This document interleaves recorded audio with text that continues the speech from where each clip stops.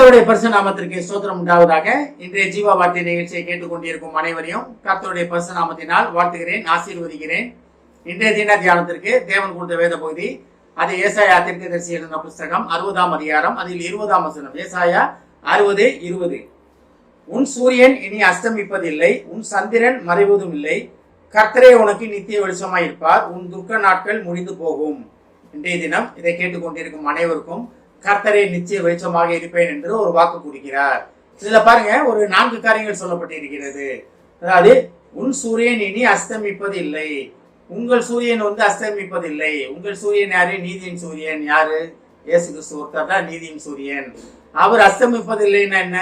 உலக ரீதியான காரியங்களை பார்த்தீங்கன்னா, நம்ம உலகம் சுத்துறதுனால நம்ம இரவு நேரத்துல சூரியனை பார்க்க முடியாது, அஸ்தமித்து விடுகிறது. ஆனா நித்தியவாசியாகிய, நித்திய பரலோகவாசியாகிய, பரலோகத்தில் வாசம் பண்ணுகிற நித்திய சூரியன் ஆகிய நமது தேவன் இயேசு கிறிஸ்து, அவர் உங்களிடத்திலிருந்து என்னாலும் பிரிய மாட்டார், உங்களுடனே வாசம் பண்ணுகிறார்.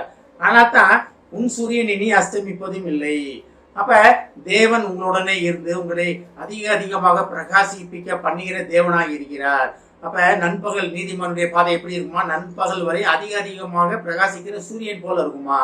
அந்த சூரியன் போல ஒளி உள்ள பிரகாசம் உள்ள தேவன் உங்க வாழ்க்கையிலே நீ உங்களை விட்டு விலக மாட்டேன் என்று ஒரு வாக்கு கொடுக்கிறார். அடுத்து பாருங்க, உன் சந்திரன் மறைவதும் இல்லை. இரவில சந்திரன் என்ன பண்ணுது? சூரிய ஒளியை வாங்கி நமக்கு கொடுக்குது. இது உலக ரீதியான சயின்ஸ் படி.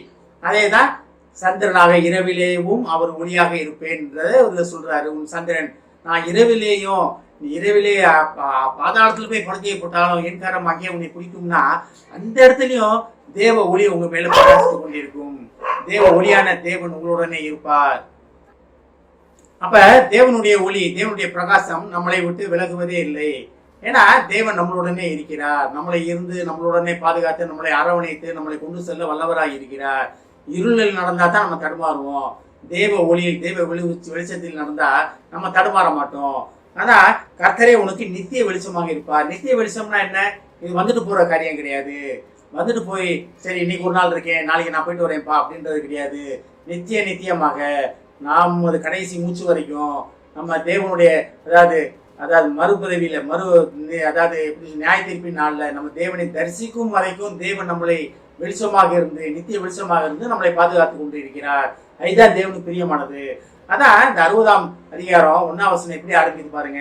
எழும்பி பிரகாசி, உன் ஒளி வந்தது, கர்த்தருடைய மகிமை உன்மேல் உதித்தது அப்படின்னு. அதான் கர்த்தரே உனக்கு நித்திய வெளிச்சமா இருப்பார்னா, கர்த்தருடைய மகிமை உன்மேல் உதித்தனால்தான் கர்த்தரே உங்களுக்கு நித்திய வெளிச்சமா இருக்கிறார். நம்ம அதை புரிந்து கொள்ள வேண்டும். அநேக நேரங்கள்ல நம்ம தடுமாறனால அதை புரிந்து கொள்ள முடியவில்லை நமக்கு. அதான் பாருங்க, உன் துக்க நாட்கள் முடிந்து போகும். எப்படி? நித்திய வெளிச்சமாகிய தேவன் உங்களோட இருக்கும்போது நமக்கு எப்படி துக்கம் வரும்? துக்கமே இருக்காது. நம்ம வாழ்க்கையில நீ சந்தோஷம் தான், சந்தோஷம் சமாதானம் தான். நம்ம தேவனை ஆடி பாடி, தேவனை மகிழ்ச்சியுடன், அவரை சந்தோஷமாக அவரை ஆராதிப்பதற்காக நம்ம அழைக்கப்படுகிறோம். அப்ப தேவன் என்னென்ன அழகா சொல்றாரு பாருங்க, உங்களுடைய சூரியன் இனி அஸ்தமிப்பதில்லை. அப்ப தேவனே உங்கள் வெளிச்சமாய் இருப்பார். எழும்பி பிரகாசி, உன் ஒளி வந்து விட்டது. அப்ப தேவனே உங்களுக்கு நித்திய வெளிச்சமாய் இருக்கிற தேவன் உங்களுக்குள்ளே வாசம் பண்ணுகிறார். உங்களுக்குள்ளே வாசம் பண்ணி ஒளியிலே உங்களை வழி நடத்த ஆவலாக இருக்கிறார். அதான் உன் சந்திரன் இனி மறைவதில்லை. அப்ப இரவும் பகலும் உங்களுக்கு வெளிச்சமாய கர்த்தர் உங்களுடன் இருந்து உங்களை ஆசீர்வதித்துக் கொண்டிருக்கிறார். ஆனால் தான் கர்த்தரே உங்களுக்கு நித்திய வெளிச்சமாக இருப்பேன், நானே உங்களுக்கு நித்திய வெளிச்சமாக இருப்பேன். கர்த்தருடைய ஒளி உன்மேல் வந்தது, எழுப்பி பிரகாசி, உன் ஒளி வந்ததுன்னா கர்த்தரே உங்கள் வெளிச்சமாக இருப்பார். அந்த 60ஆம் அதிகாரம் முழுக்க பார்த்தீங்கன்னா இதுதான். அப்போ ஒதுக்கிற உங்கள் ஒளி இடத்திற்கு ராஜாக்களும் பிரபுக்களும் வருவாங்க அப்படின்னு படிக்கிறோம் நம்ம. அது நடக்க போகுது உங்க வாழ்க்கையில. ஆனால் தான் அவங்க துக்க நாட்கள் முடிந்து போய்விட்டன. இனி ராஜாக்களும் பிரபுக்களும் உங்களை தேடி வரும்போது உங்களுக்கு எப்படி வாழ்க்கையில துக்கம் இருக்கும்? இனி சமாதானம், சந்தோஷம் தான். தேவனை அறிந்து கொண்ட அறிவுல நம்ம இன்னும் பலப்பட தேவன் நம்மளை அழைக்கிறார். ஆமேன். ஜெபிப்போம். எங்கள் சூரியன் இனி அஸ்தமிப்பதில்லை. கர்த்தராகிய நீரே எங்களுக்கு நித்திய வெளிச்சமாய் இருந்து எங்களை வழி நடத்துவேன் என்று சொன்ன மகா கிருபையான வார்த்தைக்காக நன்றி ஆண்டவரே. நீர் எங்களுக்கு வெளிச்சமாக இருக்கும் பொழுது எங்கள் துக்க நாட்கள் அனைத்தும் முடிந்து போகும் என்பதை அறிந்து கொண்டோம் ஆண்டவரே. இதை கேட்டுக்கொண்டிருக்கும் ஒவ்வொருவரையும் ஆசீர்வதிக்கிறோம் அப்பா. ஒவ்வொரு குடும்பத்தையும் ஆசீர்வதிக்கிறோம் ஆண்டவரே.